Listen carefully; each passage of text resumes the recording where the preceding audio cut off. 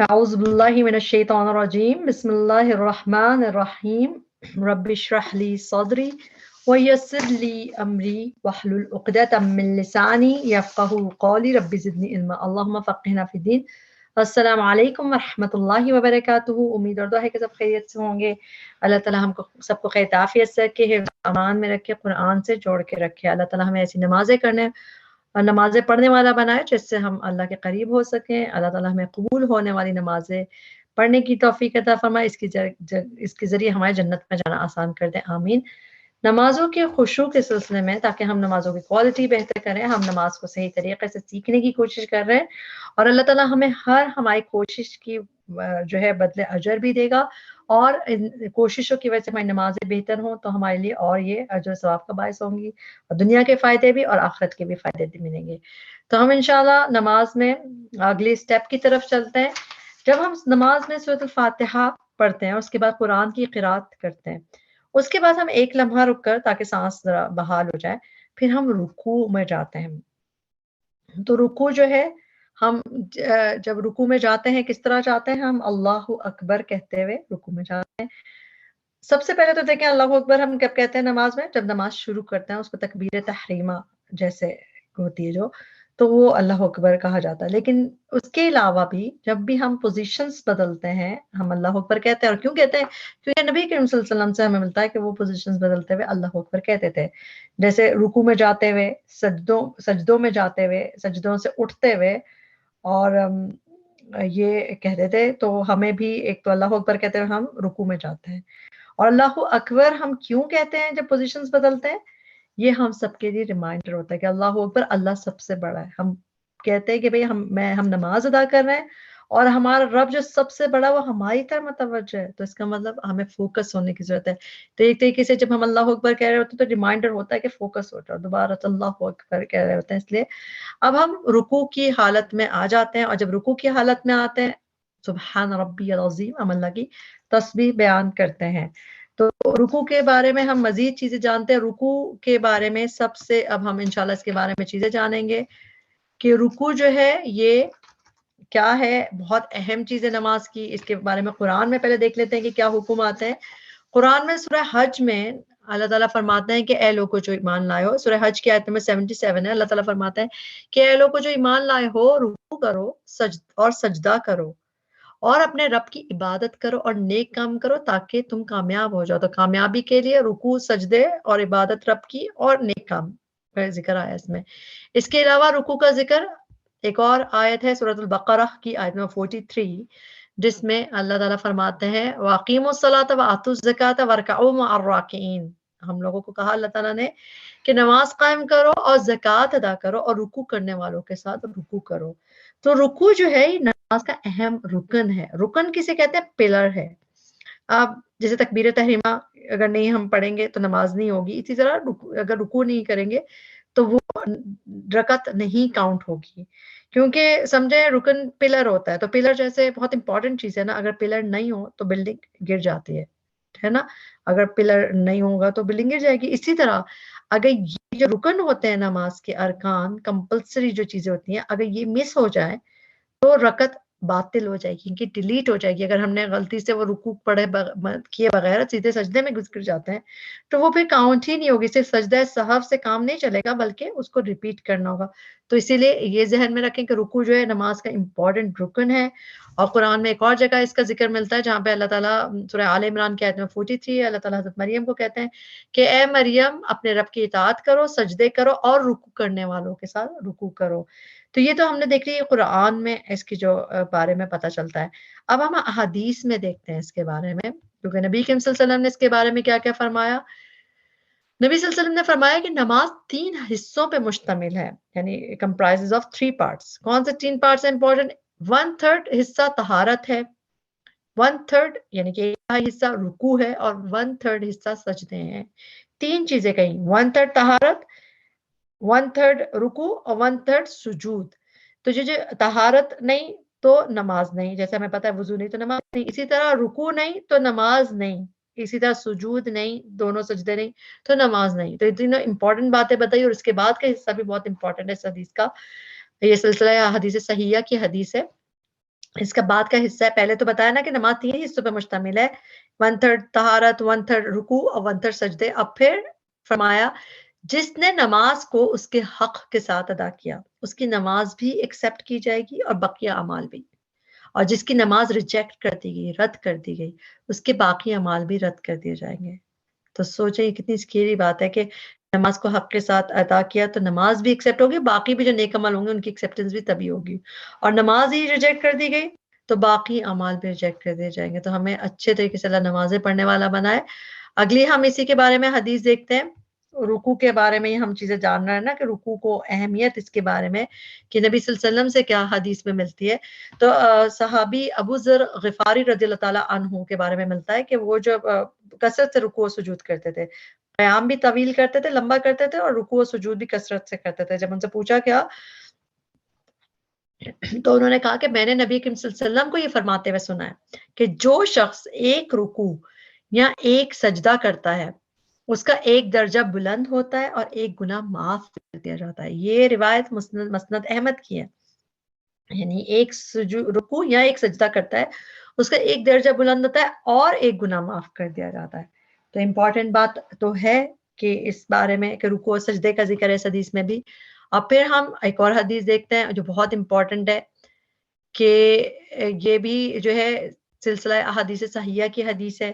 اس میں نبی کریم صلی اللہ علیہ وسلم نے فرمایا کہ جب بندہ نماز کے لیے کھڑا ہوتا ہے تو اس کے تمام گناہ اس کے شولڈرز پہ, کندھوں پہ لا کے رکھ دیے جاتے ہیں, اور جب وہ رکوع یا سجدہ کرتا ہے تو اس کے گناہ گر جاتے ہیں. پہلے ہم نے دیکھا تھا کہ ایک درجہ بلند ہوتا ہے اور ایک گناہ معاف ہوتا ہے.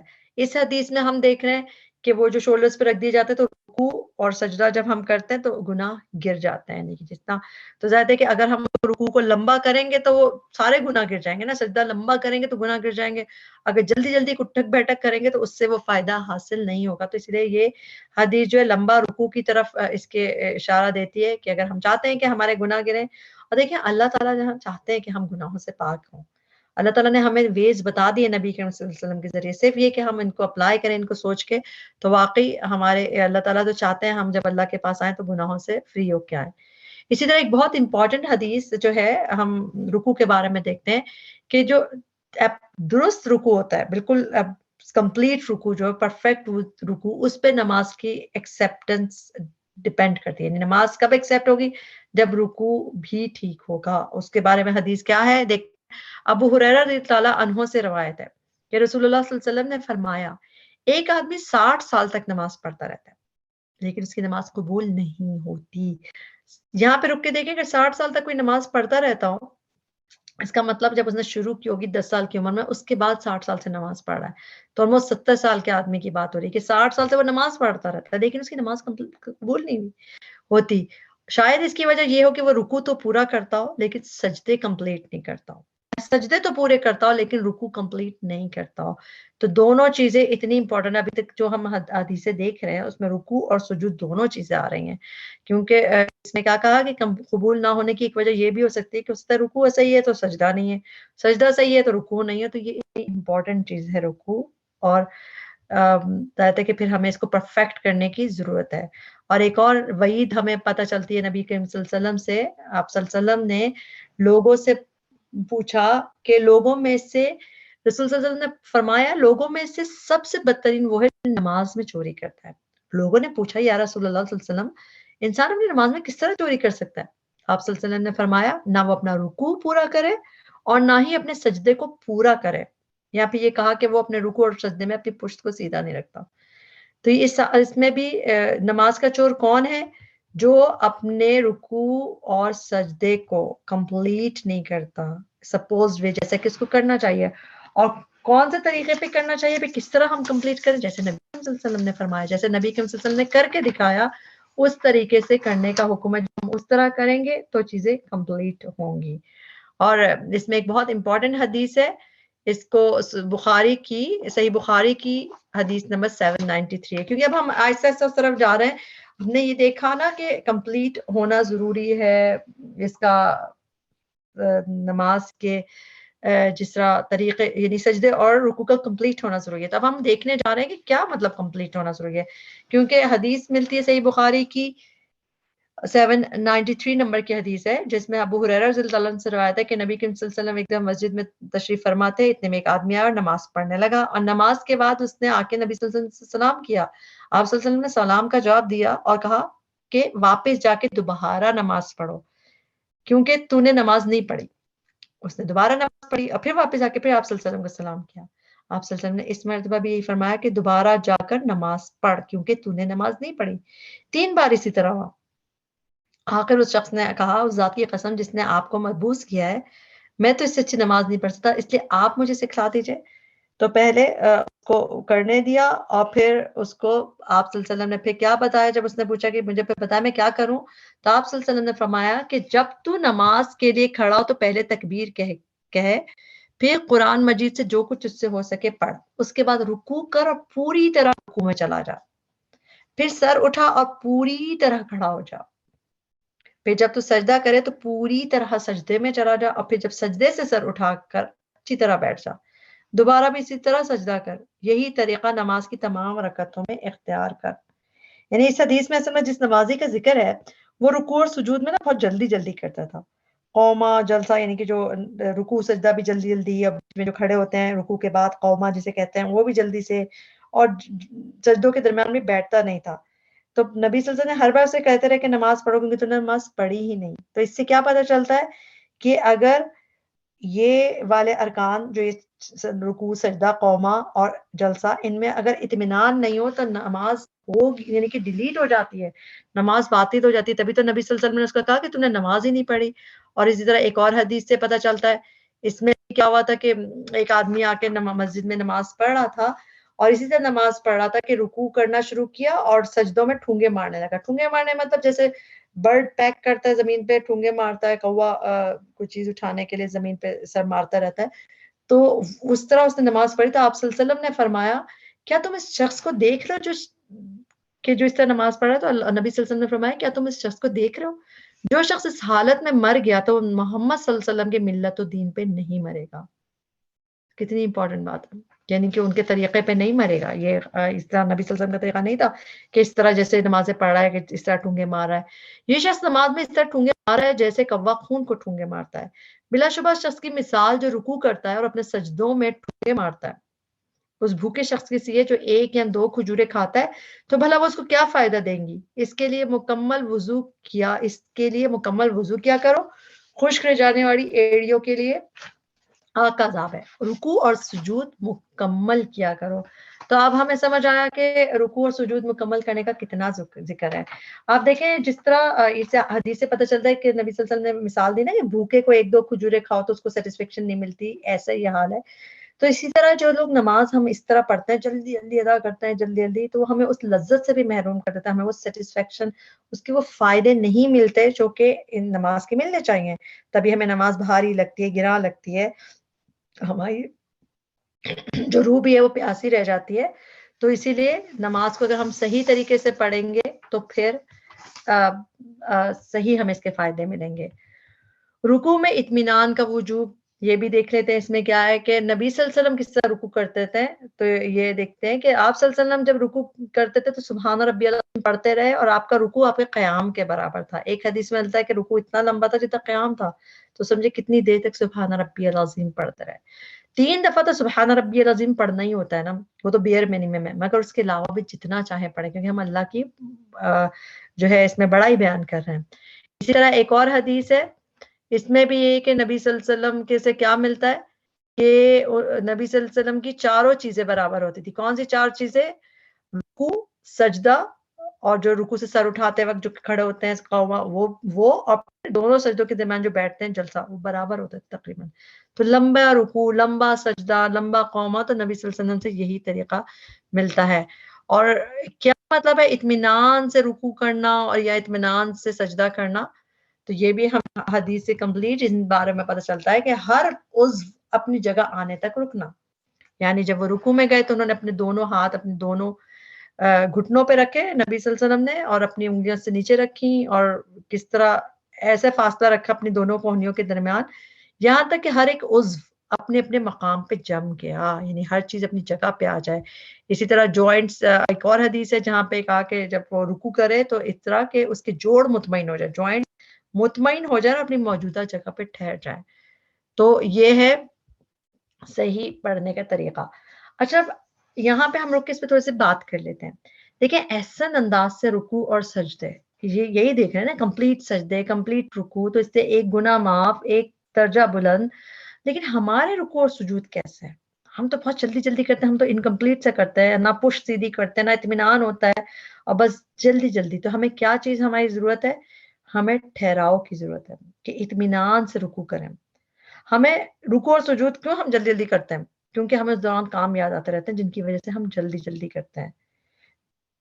تو یہ دیکھ لیں کہ ہماری ترجیح کیا ہے، نماز ہے یا اس کے مقابلے میں اور چیزیں. کیونکہ باقی چیزیں جو ہے سوشلائزیشن، کھانا پینا، لوگوں سے باتیں، پارٹیز، دنیا دنیا دنیا، اس کی وجہ سے ہم کیا کہتے ہیں، نمازیں اپنی جلدی جلدی کرتے ہیں، چھوٹی کر دیتے ہیں، اکثر تو فرض پہ اکتفا کر لیتے ہیں. اور آج ہم پہ نمازیں اور رکوع سجود بھاری ہیں، جبکہ قیامت کے دن انسان جس درجے پر بھی ہوگا وہ تمنا کرے گا کہ کاش ایک دفعہ موقع مل جائے میں رکوع اور سجدے کر کے اگلے درجے پہ جا سکوں. تو آج اللہ نے موقع دیا ہوا ہے تو رکوع اور سجود سکون سے کرنے والے بنے اور سکون اس کا حق ادا کرنے والے بنے، اور جلدی نہ کریں. ہم کیا کریں پھر اس کے لیے؟ ایک تو سوچیں کہ کس کے سامنے جھک رہے ہیں، اور دوسرا خود کو روک روک کر رکوع سجود اطمینان کیجیے. ہماری عادت ہے تیزی سے کرنے کی، مگر جب آپ کو یاد ہے اس کو روکیں، روکنا ہے، اس پہ یاد رکھیں گے انعامات مغفرت کا وعدہ ہے، گناہ گرتے ہیں، درجے بلند ہوتا ہے، نماز کی قبولیت ہی کا انحصار اس پہ. تو ہمیں اپنی عادتوں کو نیا ڈیولپ کرنے کی ضرورت ہے، اور اس سے ہماری آخرت ہی نہیں دنیا کے بھی فائدے ہوں گے. ہم دیکھیں گے اس کے صحیح طریقے سے رکوع اور جو رکوع کے بعد قوما ہوتا ہے اس کے کیا فائدے ہوتے ہیں. تو ان پوزیشنز کو ہم جلدی جلدی ادا نہ کریں. Take your time, prolong your رکوع whenever possible. اور انشاءاللہ جب ہم اس پوزیشن میں بھی لذت اور خوشی محسوس کرنے لگیں گے. اس کے علاوہ آپ یہ دیکھیں کہ جب نماز میں اس میں نماز کیا ہے؟ اللہ کی یاد ہے نا. اور ہم سورہ فاتحہ اور قرات میں بھی پھر بھی ہمیں پتہ ہے کہ میننگز کے لیے دل حاضر کر لیتے ہیں، سکون سے پڑھ لیتے ہیں اور اس میں اللہ سے تعلق محسوس کر لیتے ہیں. لیکن رکوع جو ہے نا زیادہ تر جیسے کو بالکل مشینی انداز میں ادا کرتے ہیں، جلدی جلدی.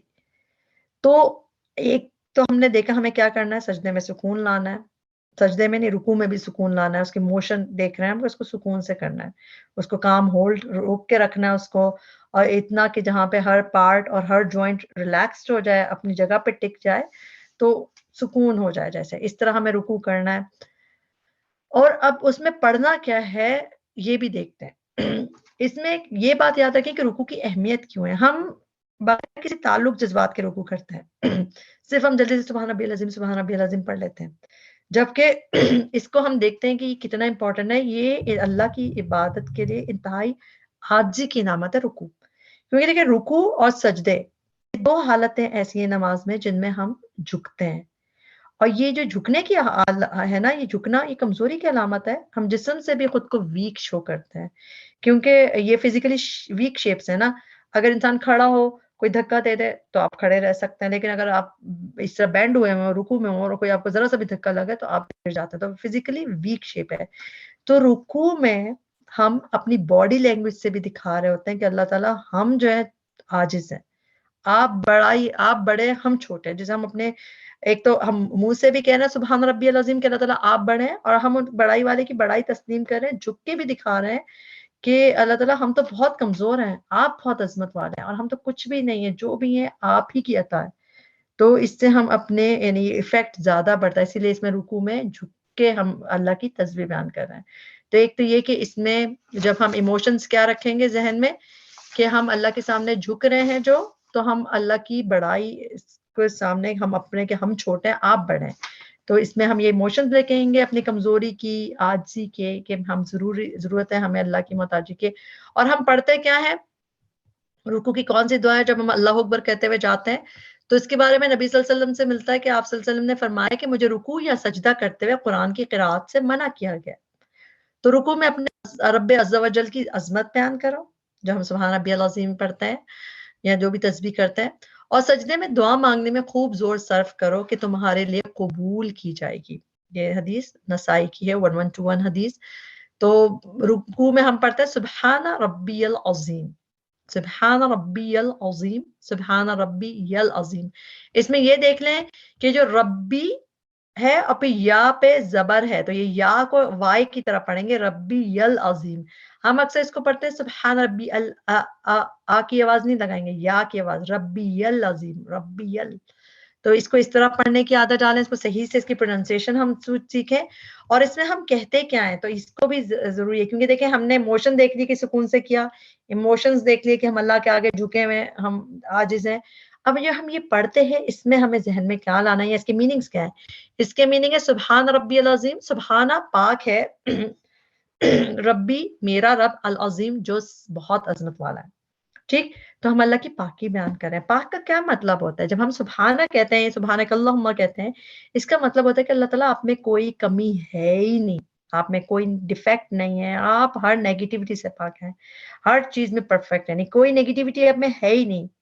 تو جب ہم یہ کہتے ہیں اور دل سے کہتے ہیں تو اس کا مطلب ہوتا ہے کہ ہمارے دل میں اللہ کی، خالق کی، رب کی بڑائی ہے کہ اللہ تعالیٰ بہت بڑے ہیں. اور پھر اس سے کیا ہوتا ہے کہ لوگوں کی اور چیزیں کم ہو جائیں گی، ہماری خالق بڑا ہو جائے گا جب ہم صحیح سے تسبیح بیان کرتے ہیں کہ اللہ تعالیٰ آپ میں کوئی نیگیٹیوٹی نہیں ہے. اور ربیہ میرا رب، اچھا ربی جو ہے اس میں میرا رب آتا ہے، مائے پروناؤنس میں اگر ہم فوکس کریں کہ میرا رب. جب ہم کسی سے جو میرا کر کے بات کرتے ہیں تو کیا ہوتا ہے؟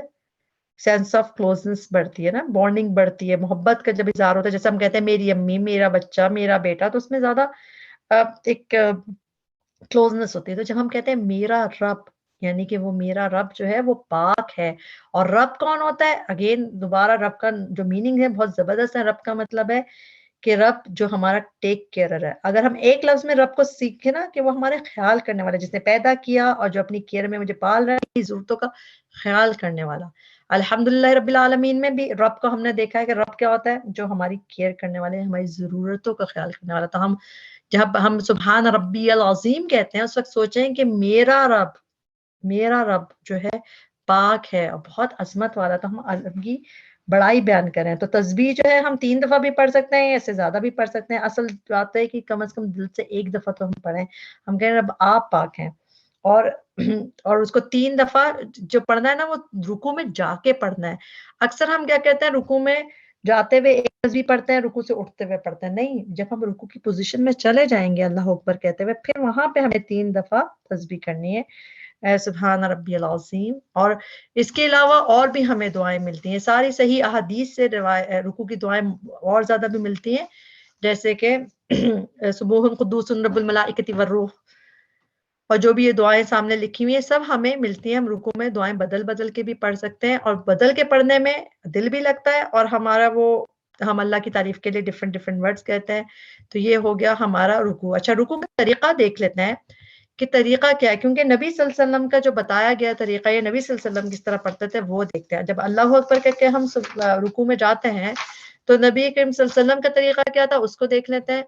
کہ آپ صلی اللہ علیہ وسلم جب رکوع کرتے تھے تو اپنے دونوں ہاتھ اپنے دونوں گھٹنوں پہ رکھتے تھے، جیسے کہ آپ انہیں پکڑے ہوئے ہیں، اور آپ صلی اللہ علیہ وسلم نے دونوں ہاتھوں کو کمان کی تاج کی طرح بناتے تھے. یعنی کہ دونوں جو بازو تھے وہ ایسے ہوتے تھے بالکل اسٹریچڈ، اس میں کوئی بینڈ نہیں ہوتا تھا، خم نہیں ہوتا تھا کہ ایلبو یوں کونیاں ڈھیلی طریقے سے نہیں پکڑتے تھے. دونوں ہاتھ بازو کو بالکل ٹائٹ یعنی وہ رکھتے تھے، اور اپنے ہاتھوں کو اپنے پہلوؤں سے دور رکھتے تھے. یہ نبی صلی اللہ علیہ وسلم کا طریقہ ہے.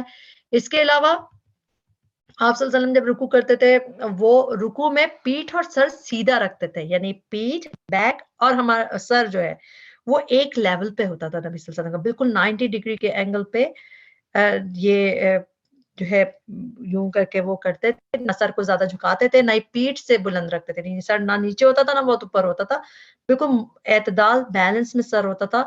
اور پھر جب رکوع کر کے اپنا سر اٹھاتے تھے سمع اللہ لمن حمدہ کہتے ہوئے اٹھاتے تھے. تو یہ نبی صلی اللہ علیہ وسلم کا طریقہ ملتا ہے. تو ہم صحیح طریقے سے اس کو کرنے والے بنیں، کیونکہ اسلام اس کے جو صحیح رکوع اور رکوع کے بعد جو قومہ ہے اس کے صحیح فوائد کے بارے میں ہم دیکھتے ہیں کہ یہ جو فزیکل موومنٹس ہیں یہ ہمارے لیے اس کے فزیکل فائدے بھی ہیں، اسپرچل فائدے بھی ہیں.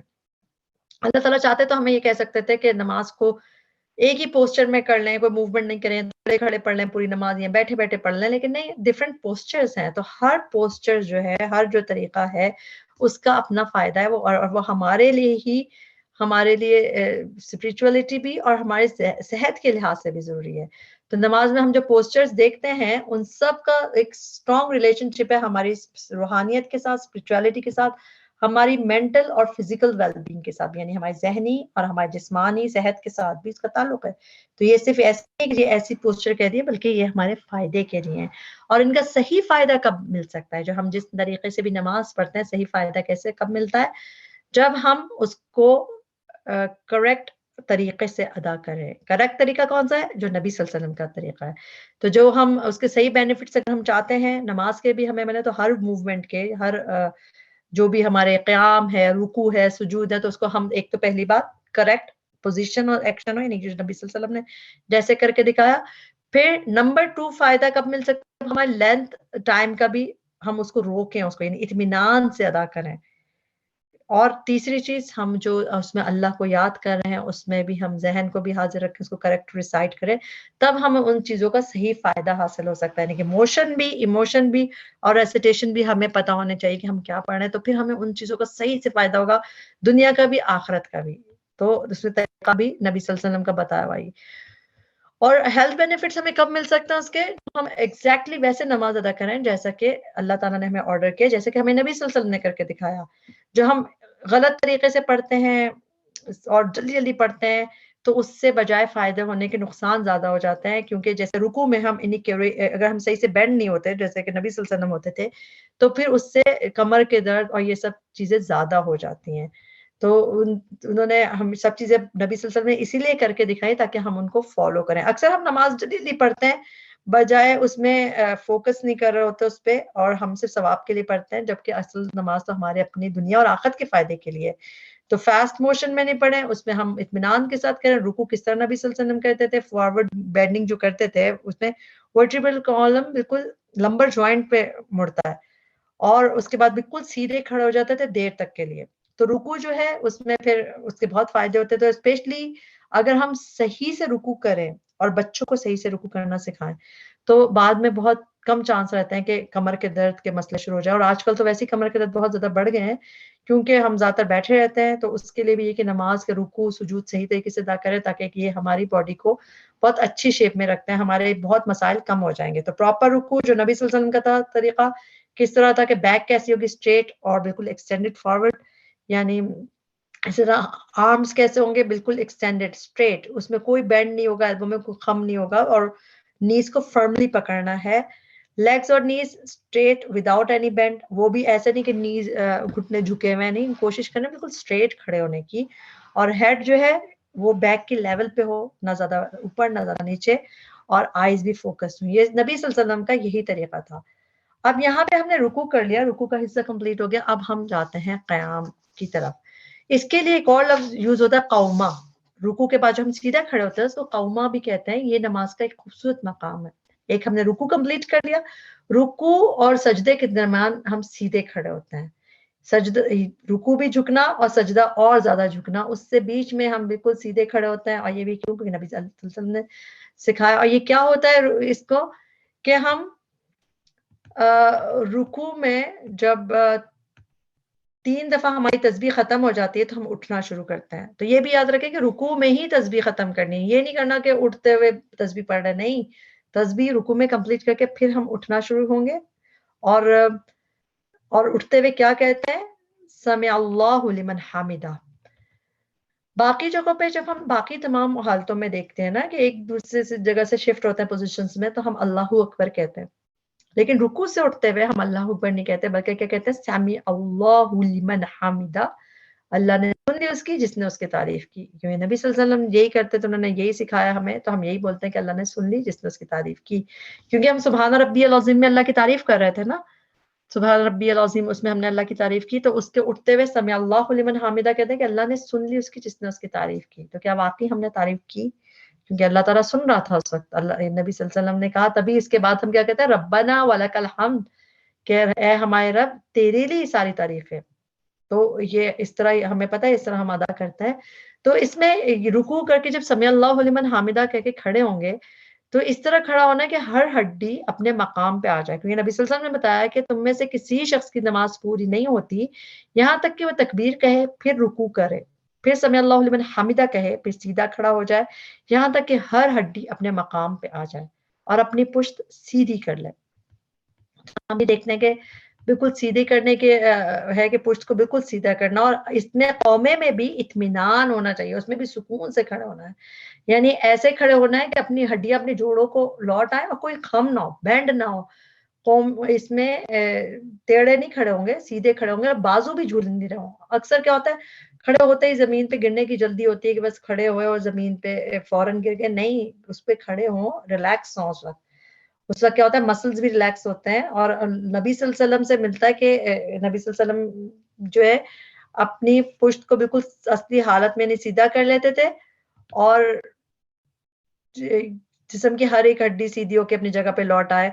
और उसको कितना लंबा करते थे, ये भी हजरत अनस बिन मालिक रज़ियल्लाहु ताला अन्हु से मिलता है कि जब आप सल्लल्लाहु अलैहि वसल्लम रुकू से सर उठाते थे तो आप सल्लल्लाहु अलैहि वसल्लम के लंबे क़याम की वजह से हमें लगता है कि आप शायद सजदे में जाना भूल गए, यानी कि इतना लंबा क़याम करते थे रुकू के बाद कि जैसे सजदे में शायद भूल के जाना। और सोचें हमारे सजदे, हम तो लंबा तो क्या करें, बैक भी सीधी करना हमें गवारा नहीं होती, हमें होता है बस फौरन सजदा करने की कोशिश करते हैं, नहीं, उसमें हमें खड़े होना चाहिए, क्योंकि नबी सल्लल्लाहु अलैहि वसल्लम से मिलता है कि उनका इस तरह लंबा क़याम करते थे और वो कहते भी थे सीधी पुश्त हो। अगर हम रुकू के बाद सीधे खड़े नहीं होते सुकून से, जैसे हम करते हैं ना, खड़े भी नहीं होने पाते, सजदे में गिर जाते, स्पेशली हमारे बच्चे, वो तो टेढ़े से खड़े होते हैं और उसी में नीचे जमीन पे गिर जाता है। तो नहीं, उनको भी आदत डालें कि सीधा खड़ा होना फिर सजदे में जाना है। जब हम इस तरह गलत पोज तरीके से नमाज पढ़ते हैं, फिर हमारे कमर की मसल्स भी डिस्टर्ब होते हैं, फिर हमारे मसले होते हैं। और ये जल्दी जल्दी से नमाजें पढ़ने से ही हमारी जो ज्यादातर जो परेशानियां शुरू होती हैं। तो इसीलिए सही पोस्चर से जिंदगी सही होती है, तो नमाज के सही पोस्चर से तो दुनिया और आखिरत सब सही हो जाए। तो करने का काम क्या, आराम से खड़े हो कि मसल्स हड्डियां अपने जोड़ों पे आ जाए, फिर अगली हालत की तरफ जाए, जैसे सजदे में टिके, फिर सजदे में भी उतनी देर रहे, फिर सजदे में, सब चीजें आराम से किया जाए। और ये भी याद रखें कि सुस्ती के मारे या हम इसको कोई अहमियत नहीं दें कौमे को और बगैर सीधा खड़े हुए सीधे सजदे में चले जाएं, तो ये नमाज ज़ाया करने के मुतरादिफ है। इतना इंपॉर्टेंट जगह यहाँ पे सीधे खड़े होने के लिए नबी सल्लल्लाहु अलैहि वसल्लम ने कहा था हमें सीधे खड़ा होना है। ज़ईफ़ी की वजह से, ये कमर दर्द है, कोई और प्रॉब्लम है, बुढ़ापा है, बीमारी है, एक्सक्यूज है, फिर अगर कमर सीधी ना हो पाए, खम रह जाए, तो भी इट्स ओके।